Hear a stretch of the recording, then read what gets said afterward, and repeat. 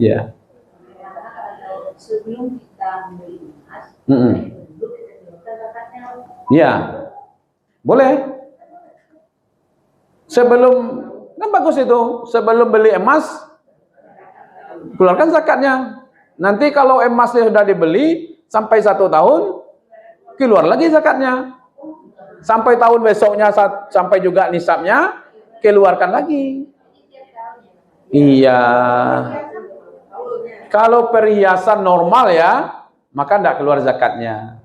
Emas perhiasan. Tapi kalau sudah 150 gram, di antingnya, di kalangnya, sampai puluh ame. Cincinnya 20 ame. Kayak apa? Kan ada yang itu ambil sendok tu. Ini ingin mencari toko ame berjalan ya. Yang wajar-wajar saja, Bu. Anting, cincin, gaci, galang, kaluang, itu yang disebut perhiasan. Kalau sudah overdosis, ya kan? Nah, itu masuk kepada emas simpanan. Ya, bayar. Malah yang bagus menurut ibu-ibu, kita punya emas yang banyak lalu bayar zakat daripada nggak punya emas nggak bayar zakat. Nah, itu. Biarlah banyak aminyo, ya kan, sehingga bisa bayar zakat. Oke. Itu caranya supaya tidak terhubung dengan bank. Qanaah itu penting. Artinya beli rumah sesuaikan dengan kemampuan, beli mobil sesuaikan dengan kemampuan gitu. Ya kan? Kadang-kadang bukan sekarang aja, Bu. Masa Nabi pun makanya pinjam meminjam itu akadnya utang piutang kan? Makanya utang piutang itu tidak boleh berlebih. Bu pinjam PT 100 juta, bayar 100 juta. Itu yang pinjam meminjam, utang piutang. Boleh dalam Islam. Tanda bolehnya itu, ya ayyuhalladzina amanu idza tadayyantum bidaini ila ajalin musamma faktubu. Hai orang-orang yang beriman, kalau terjadi transaksi yang tidak cash, ya kan? Maka itu silakan. Tapi ditulis, ada saksinya yang adil. Boleh, berarti hutang piutang boleh, pinjam meminjam boleh. Yang tidak boleh itu berlebih dari pinjaman. Itu yang tidak dibolehkan. Sisanya itulah yang disebut dengan riba. Ya kan?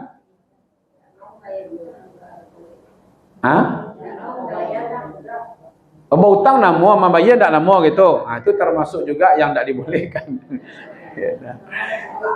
Kalau berhutang raso mandape, membayar raso kehilangan, itu tidak boleh. Apalagi janjinya bulan 2. Insya Allah ya Bu, bulan 2 ya. Kira tiap tahun itu ada bulan 2. Ya kan? Nah, gitu. Tidak disarankan sponsornya dari bank konvensional.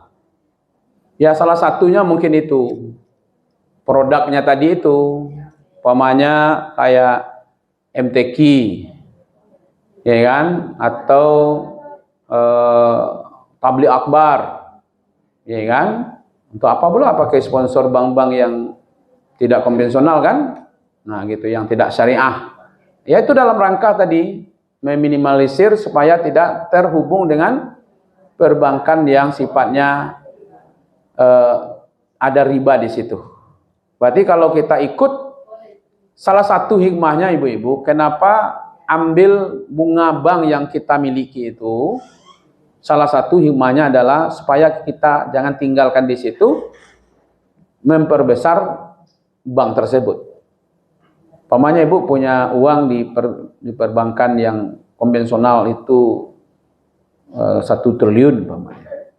Ya kan? Berapa hasilnya dari 1 triliun? Kalau ibu tinggalkan berarti memperkaya bank tersebut. Maka itu ambil saja.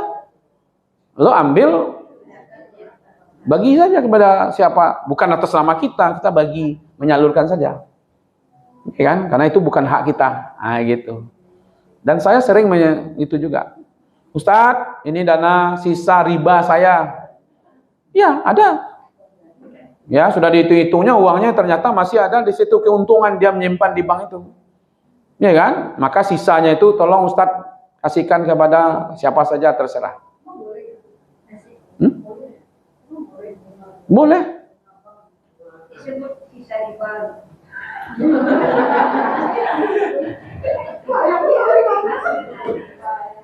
Dulu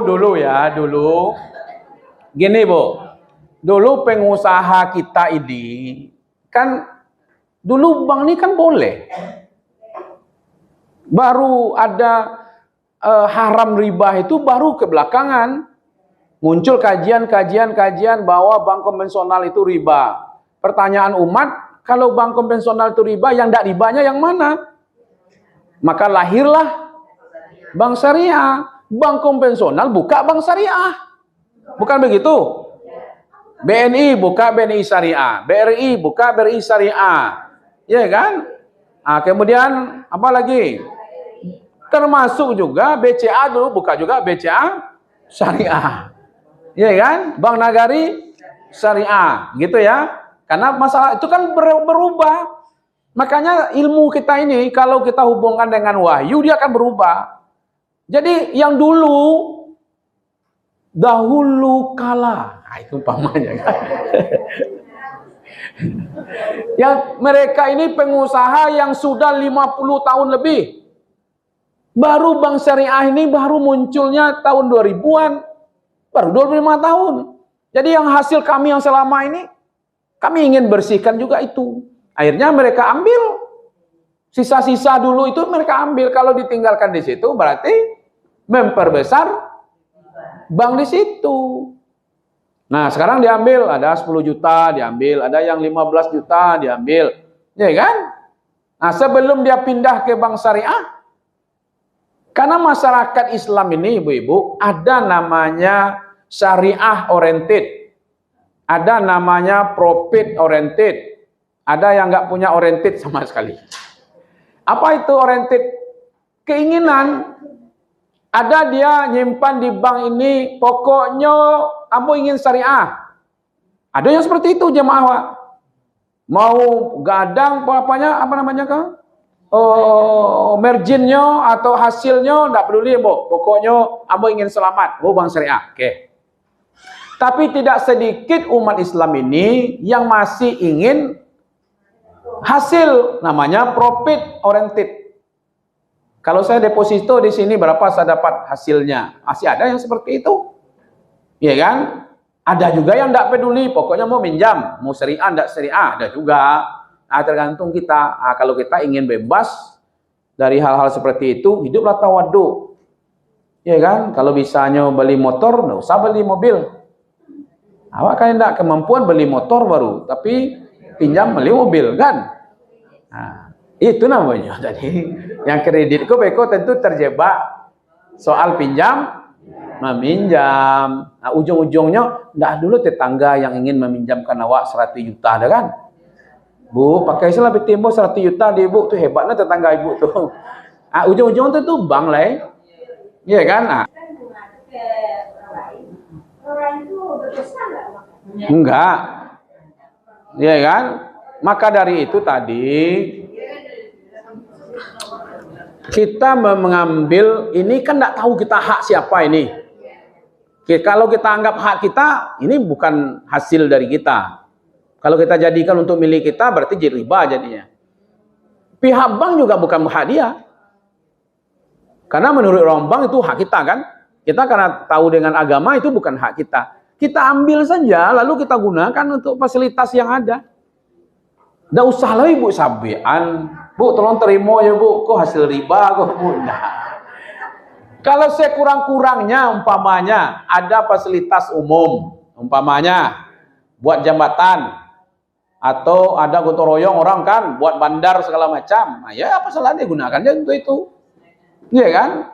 Uang haram itu ibu-ibu tidak ada. Nggak ada uang haram. Cobalah tengok di uang itu ada nggak? Ini uang haram, ini uang halal. Nggak ada. Nyo cara mendapatkannya yang haram.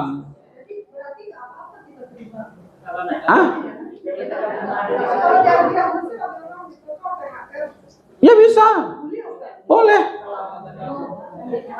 Iya kan? Kan kita tidak ibu-ibu, kita tidak punya kewajiban kepada orang Islam untuk menanyakan ini uang halal atau haram.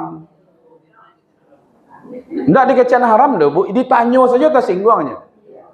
Ada orang datang kemari kan, kita tahu dia orang Islam.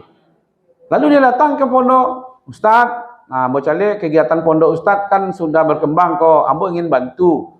Iya kan? Pamannya beli AC. Nggak dulu kewajiban ambo bertanya itu, iku uang halal apa haram Pak? Alunya jauh, alunya apa mah? Ya nak, gitu maksudnya, ya kan? Kecuali kita tahu kalau itu adalah uang korupsi. Nyo sedang jale-jale kini kau berkasus nih uang itu. Tu tipu nyo kawak kan? Kau Ustaz terima lah gak 200 juta ya Ustaz. Nyo sedang berkasus korupsi. Berarti kita tahu, gitu ya. Kalau kita tahu maka tidak boleh. Kalau kita tidak tahu dan tidak ada pula kewajiban kita untuk menanyakan itu. Kalau itu satu kali tanya ibu-ibu datang orang ke masjid beri 50.000 kan? Pertanyaan kau piti 50.000 boleh halal ke Pak je. Kecanya berhenti Pak jadi pengurus lagi je. Berarti uang-uang yang meragukan itu kan meragukan. Iya. Yang meragukan bagi kita yang tahu. Bagi orang yang tidak tahu, digunakan untuk kegiatan dakwah juga nggak boleh. Kalau kita kan sebenarnya kita tidak tahu ini uang siapa. Nah, kita tahu. Kalau tahu uang haram tuh apa pula kita gunakan? Kalau dasarnya umpamanya, ini dasar jual beli anjing atau beli babi umpamanya. Lalu kita gunakan untuk beli Al-Quran, itu kan aneh tuh. Iya kan? Ya misalnya uang itu ini hasil sokokan atau hasil komisi apa gitu. Terus kita dikasih. Kita tahu, kalau kita tahu tolak. Soalnya belum ada. Itu namanya tabau rendong. Ketika nanti, makanya Pak Kiai tadi tidak mau dia, Bu. Ya Pak Kiai, pergi haji kita, ada yang pejabat, ada yang wali kota, ada yang gubernur menawarkan Pak Kiai. Kata Pak Kiai, saya ingin nanti hasil keringat saya saja. Kiranya dikaji-kaji, ujungnya di situ. Karena Pak Kiai tidak ingin nanti suatu saat diungkit-ungkit. Nah kalau ndak orangnya mengungkit, nanti pengadilan yang mengungkitnya. Nah itu yang terjadi hari ini. Untunglah Pak Kiai itu ndak pai dengan Pak Gubernur yang korupsi itu kan. Nah kalau nyopai, tabuk rendong Pak Kiai. Iya kan? Kemana uangnya? Nah, tercatat di situ untuk menaik hajikan Pak Kiai. Iya kan? Termasuk uang sakunya, termasuk jo istrinya. Nah, kebetulan anaknya ingin pailo, termasuk aja anaknya gitu ya. Akhirnya tabur rendong kan, ternyata Pak Kiai tadi menjaga itu, maka dia menolak. Beda dengan kita, kalau kita yes. Gitu ya. Kalau kita tahu jangan, gitu ya.